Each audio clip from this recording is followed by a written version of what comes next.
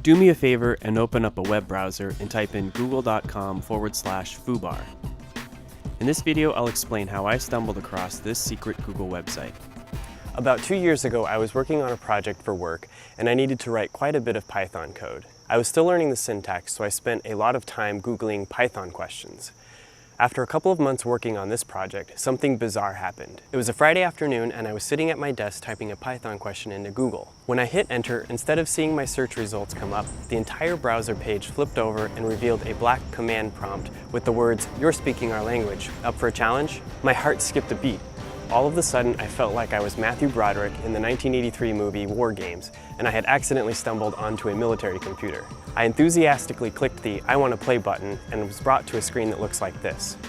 Lucky for me, this wasn't a computer named Joshua, determined to end civilization using global thermonuclear war. What I had actually found was Google Foobar, a secret Google recruiting tool where users complete various coding challenges. They had been following my Python-related searches and reached out to me with an exclusive invitation to solve these coding challenges. I had no idea what I was looking at, but it looked like a regular Unix command line, which I'm familiar with. So I typed in the list command and found a single text file called starthere.txt. I used the cat command to see the contents of that file. I remember thinking this was clever because whoever receives this invitation needs to know basic Unix commands in order to navigate around. The text file gave me two useful hints, the request command and of course the help command.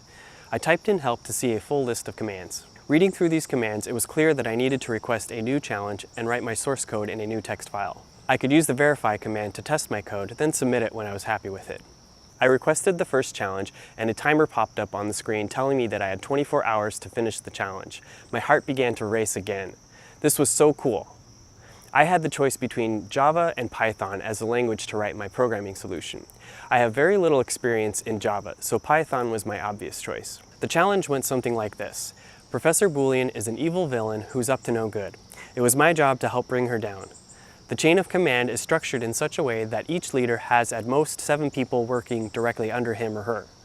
The task is to write a function that returns the number of people in Professor Boolean's workforce, given the number of levels of hierarchy. For example, if there were only one level of hierarchy, there would be 8 total people in the workforce, Professor Boolean and 7 leaders working directly under her.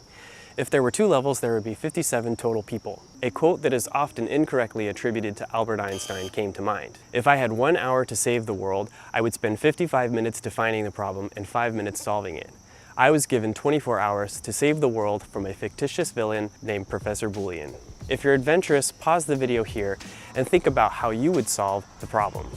Feel free to write your solution in the comments. I think it's fascinating to see the different ways people solve problems.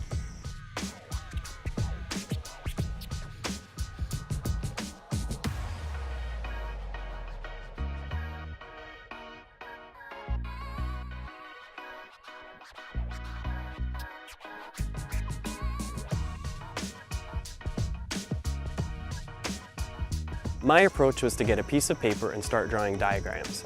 I drew Professor Boolean at the top level with 7 people below her. Then I drew 7 more people below each one of those, and so on. After 2 levels, I was tired of drawing people. Based on my math experience, I figured that exponents would play some part in the solution. We know from the problem statement that there is only one person at the top level, Professor Boolean.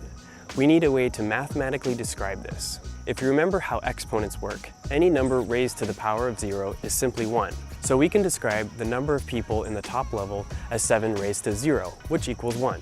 The number of people in the next level can be described as 7 raised to 1, which equals 7. If we continue this trend, the number of people in the second level is 7 squared, which is 49, and the number of people in the third level is 7 cubed, which is 343.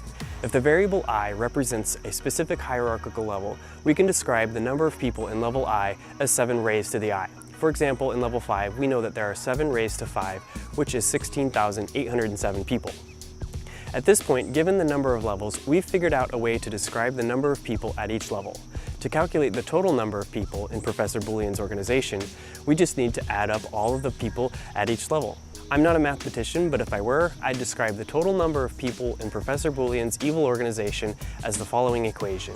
The summation of 7 raised to the I, where I varies from 0 to x. I'm also not a programmer, but if I were, I'd write a simple function that could calculate the total number of people The argument or input to my function would be the number of levels, and the function would return the total number of people. First, I'll define a function that takes the argument x and returns x as the result.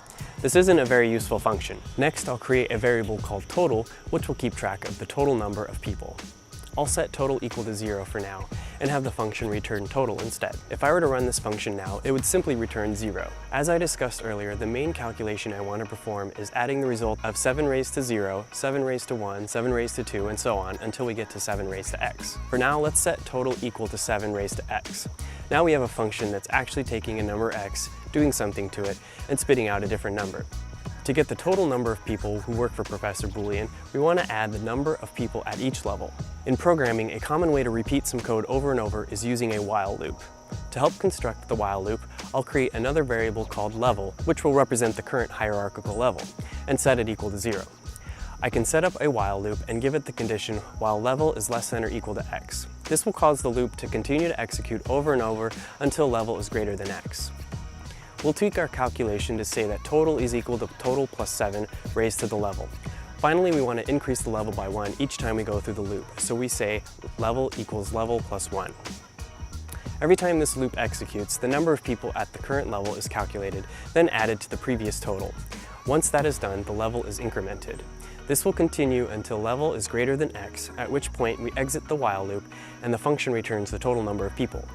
There are a couple of things I could clean up here, like taking advantage of some shorthand syntax. We can change these two lines to use their shorthand versions, which makes the code a bit cleaner and easier to read. I copy and pasted my code into Google Foobar and ran the verify command, which runs several test cases.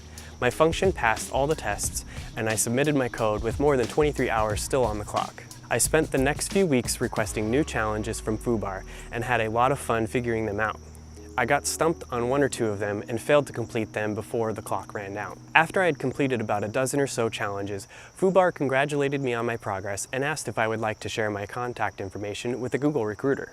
I gave my consent and received this email a few days later. Since then, I've talked to several Google recruiters about potential jobs. Unfortunately, most of their positions are for software developers, and I'm more interested in embedded electronics and hardware development. So Google, if you're out there listening, let me know if you have any hardware job openings in my area. If you have never written any code, I would really encourage learning at least a little bit. Learning a few programming concepts will help your logical reasoning and problem-solving skills. And I can promise you that learning to program is not as hard as you think it is. There has never been an easier time to learn. There are so many great tools available for free online. I would highly recommend using Codecademy. I've spent several hours learning to program through their curriculum, and it's by far the best free resource I have found on the web. I'm not being paid to say that either. I have actually used it and believe in their product. Thanks for watching this video. Check out my other videos for more content like this. If you like what you see, consider subscribing. I'll see you next time.